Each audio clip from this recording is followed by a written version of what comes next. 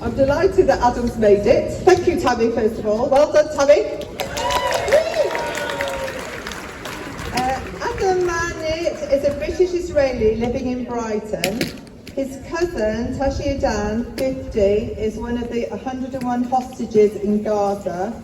Tashi's eldest child, Mayan, 18, was murdered on October the 7th. Adam has spent every day since that terrible day advocating for his cousin Tashi and for all the hostages to be brought home. Bring them home now.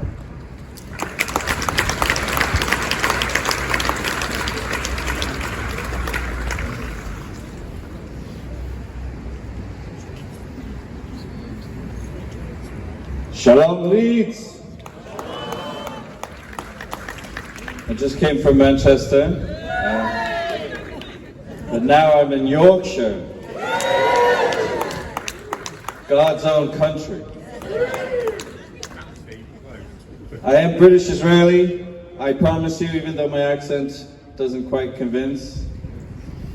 I really want to thank you, first of all, for having me here, but also thank you for coming out.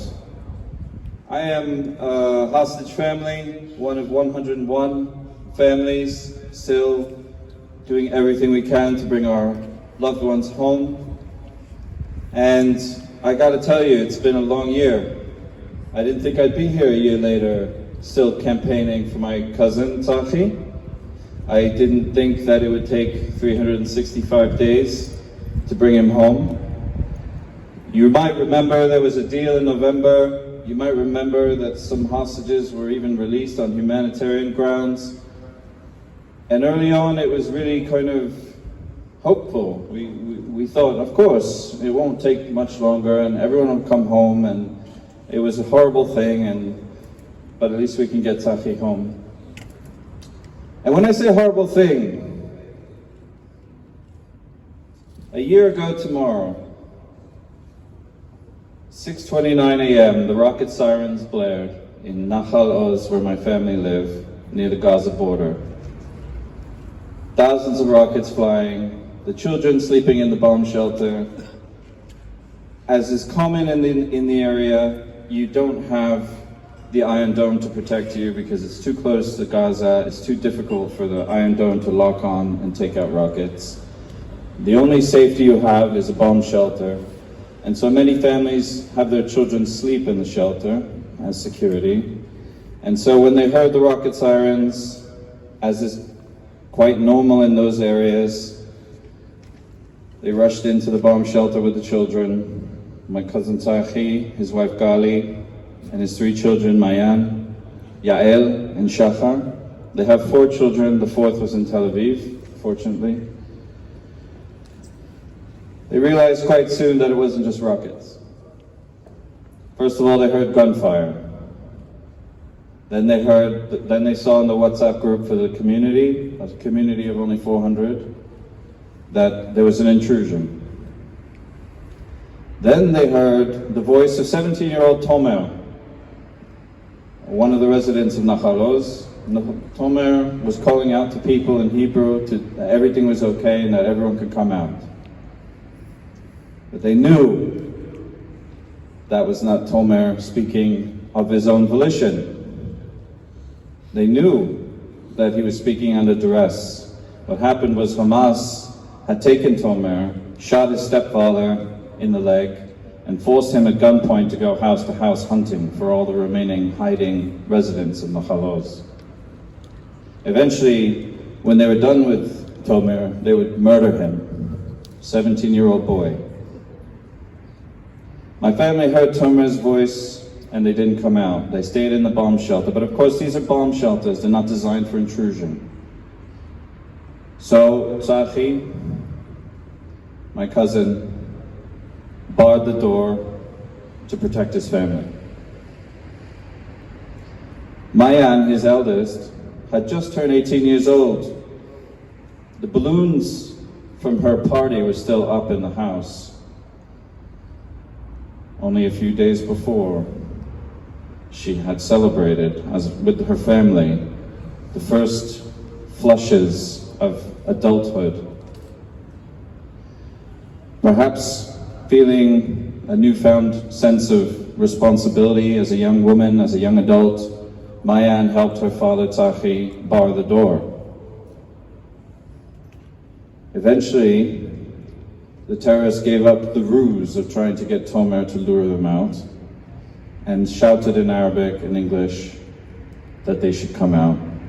They didn't. They hid in the shelter, but the terrorists knew they were there. And they fired into the door and they shot Mayan in the head. At first, Tzachi didn't know what happened. It was dark, lights were off. The terrorists gained entry to the shelter. They opened the door and the light shone, and Tzachi saw his firstborn lying dead on the floor, her blood spilling out onto the tiles. Tzachi desperately tried to save her. He desperately tried to resuscitate her, but it was to no avail. It was a killing blow. Meanwhile, the terrorists had taken the rest of the family out, forced them to sit in the sitting room, grabbed Gali, Mayan's mother, Tzachi's wife's phone, forced her to unlock it, and then live streamed the family's horror as they just process what just happened. The clip from that live stream became one of the first clips that was circulated around on social media on that horrible day. You might recall the two children and Gali protecting them fiercely, like a lioness. Shachar crying, 9-year-old boy. Yael trying to soothe him, but crying. Terrorists concerned that there was still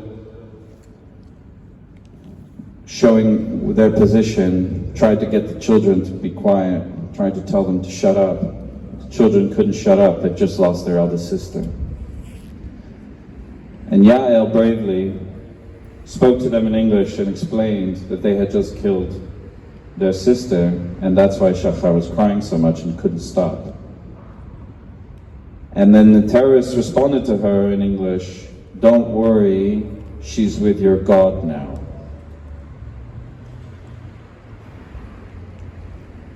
Rocket sirens, horror, all live streamed onto Gali's Facebook. Gali doesn't live stream, so that when the family, the rest of us, saw a notification that she was live streaming on Facebook, that is how most of us found out what happened. Can you imagine? Eventually, the terrorists finished their round around the community, killed whoever they needed to kill, and they brought the Miran family, our neighbors, into our sitting room, into the family sitting room of my family's house, which they kind of used as their staging point. Miran family, a beautiful young couple with 2 young children, Alma and Roni, 1 and 3.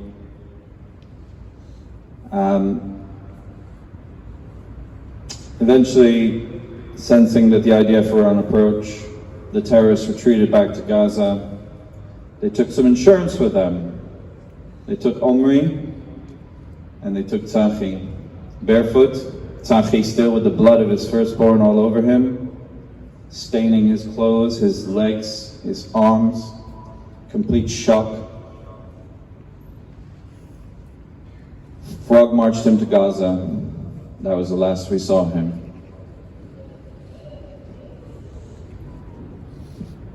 The last time we ever saw any news of Tzachi was when Hamas sent us a video of him on their Telegram channel, where they said that he was dead, and they blamed it on Israel. They blamed it on Netanyahu. They did this with Omri too. And in the video you see both Tzachi, and then a few months later you see Omri, and they both look gaunt and skinny and pale and bleary-eyed and not well, but alive. And so when we saw the video, it was a very bittersweet moment, because we knew what was happening and how horrific it was to see him paraded triumphantly in this kind of psychological terrorism by Hamas. But at the same time, we saw Tahi alive. And we knew he was alive, and it was a bittersweet moment. They did this with many of the hostages. They treated it like a game show. They would say, are they alive? Are they dead? And they wouldn't answer the question. They would leave us to wonder. And they would end their messages with the ubiquitous red inverted triangle that now see everywhere on our streets here in the UK and around the world, with people chanting, death to Israel, death to Jews, praising Hamas, praising Hezbollah. This is what they support. It's been 365 days. Every day I wake up with that horrendous feeling that I had waking up on October 7th, dreading to check the notifications on my phone in case a new horror has happened while I slept for the few hours I could manage. This is not an easy time. A few days ago, we marked what would have been Mayan's 19th birthday. Today, my family are spending it together before tomorrow, having to think about her death. Today we celebrate her life. A beautiful young woman, the whole world ahead of her, a talented volleyball player. Her first romance, she was in love. She just got her license. She was driving, she was feeling independent, all snuffed away by the evil Hamas. 101 hostages with similar stories, families wishing every day, thinking, driving themselves mad, thinking what they can do. Last week I was in New York, banging my head against the wall, talking to UN officials, dignitaries, heads of state. Last week I was in Downing Street, meeting the Prime Minister and the Foreign Minister, begging them to do more. I know no one's doing enough.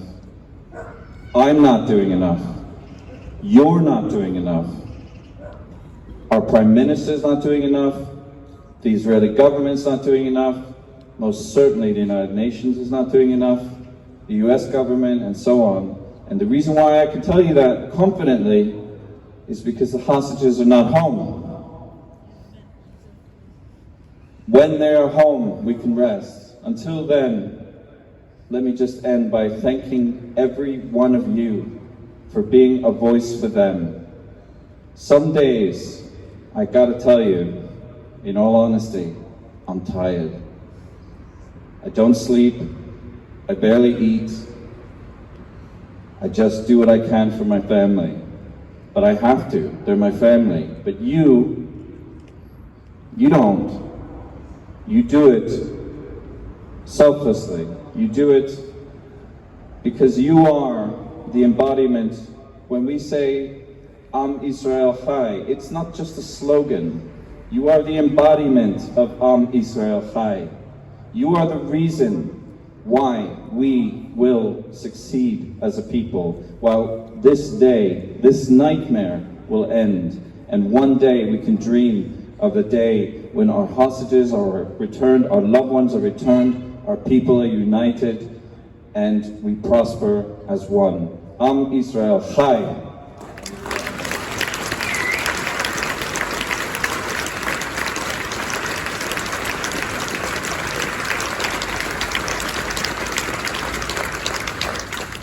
Thank you so much for everything you do. Please continue to be a voice for the hostages. Speak out, stand up, unafraid. You are not Jews with trembling knees. Thank you so much. Shana Tova.